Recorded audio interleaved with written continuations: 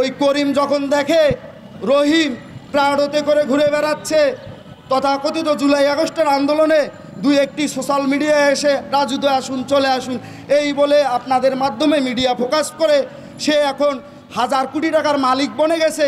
আর করিম লাইব্রেরিতে বসে, তার চাকরি সার্কুলার নাই, সে কি মুখে হাত দিয়ে আঙ্গুল দিয়ে বসে থাকবে? আমরা করিমদের সাথে আছি। করিমরাই এ দেশের প্রকৃত সাধারণ শিক্ষার্থী। আর সাধারণ শিক্ষার্থীর লেবাস ধারণ করে এই বৈষম্য বিরোধী ছাত্র আন্দোলনের অধিকাংশ নেতাকর্মী সমর্থক আজকে নষ্ট হয়ে গেছে। তাদেরকে এজন্যই আজকের এই মানববন্ধনের স্থল থেকে আমি বলি, তারা বৈষম্য বিরোধী ছাত্র আন্দোলনের সেই ব্যানারকে এখন ধারণ করে না, তারা বৈষম্যমুখী ছাত্র আন্দোলন, তারা বৈষম্যের পক্ষে এখন আন্দোলন সংগ্রাম করছে। আপনারা দেখেন এশিয়া ইউনিভার্সিটিতে প্রকাশ্যে সিসিটিভি ক্যামেরা আপনার মেইন স্ট্রিম মিডিয়া অনেকে প্রকাশ করেছেন, সেখানে হত্যাকাণ্ডটি কীভাবে হয়েছে। কিন্তু বৈষম্য বিরোধী ছাত্র আন্দোলন মনে হয় এখনও আছে, আনাচে কানাচে ঘুরে বেড়াচ্ছে। তারা কালকে একটি সংবাদ সম্মেলন করছে, সেই সম্মেলনে একজন বলল আপনাদের মাধ্যমেই সে মিডিয়া ফোকাস হয়েছে, পপুলারিটি পেয়েছে, মানুষজন তারে চেনে জানে জন্যে সে যাই বলবে মানুষ তাই গ্রহণ করবে। তাহলে সে বোকা, সে ভুল, সে হচ্ছে নষ্ট রাজনীতির যে চর্চা, সেই চর্চাকে প্রকম্পিত করতে চায়। তিনি কি বললেন যে ছাত্রদল নাকি তাদের বৈষম্য বিরোধী ব্যানারকে কলঙ্কিত করছে। আরে ভাই, কি কলঙ্কিত করব? আমাদের রক্ত গরম হয়। আমি ইতিমধ্যেই বলেছি, আমরা বাংলা সিনেমার সাবানা না। 2.5 ঘন্টা কষ্ট করে একটা সিনেমার শেষ সময়ে গিয়ে আমরা ক্ষমা করে দেব। আমরাও প্রতিশোধ নিতে জানি। অবশ্যই সেটা জনাব তারেক রহমান 31 দফা কর্মসূচি ইতিমধ্যেই প্রণয়ন করেছেন। সেই কর্মসূচিতে তিনি ইতিমধ্যেই বলেছেন আমাদের প্রতিশোধ হবে 31 দফা কর্মসূচি প্রণয়ন এবং তা বাস্তবায়নের মাধ্যমে।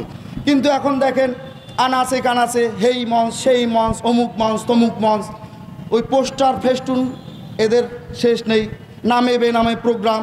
এইখানে আবার কিছুদিন আগে দেখা গেল ডক্টর মোহাম্মদ ইউনূস মহোদয়, তিনি সর্বজন গৃহীত, আমরা তাকে সমর্থন করি।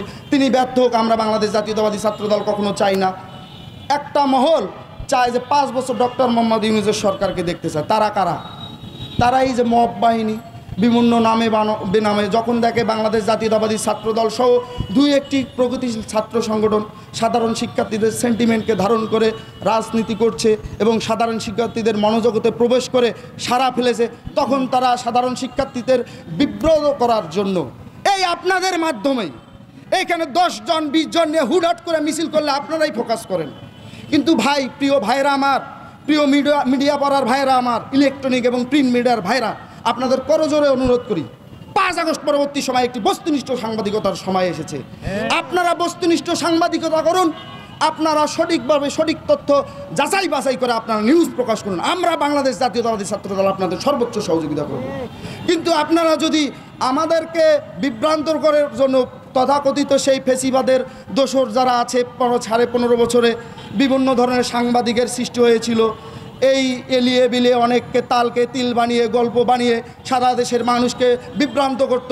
5 আগস্ট পরবর্তী সময় একটি সুন্দর পরিবেশ বিরাজমান থাকার পরেও যদি আপনারা বস্তুনিষ্ঠ সাংবাদিকতা করতে না পারেন, তাহলে ভাই দেশটাকে এগিয়ে নিয়ে যাবে কারা?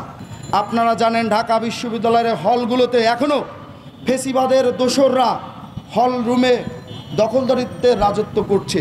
ওই 71-এর পরাজিত শক্তি এবং 24-এর পরাজিত শক্তি মিলেমিশে একাকার হয়ে গেছে।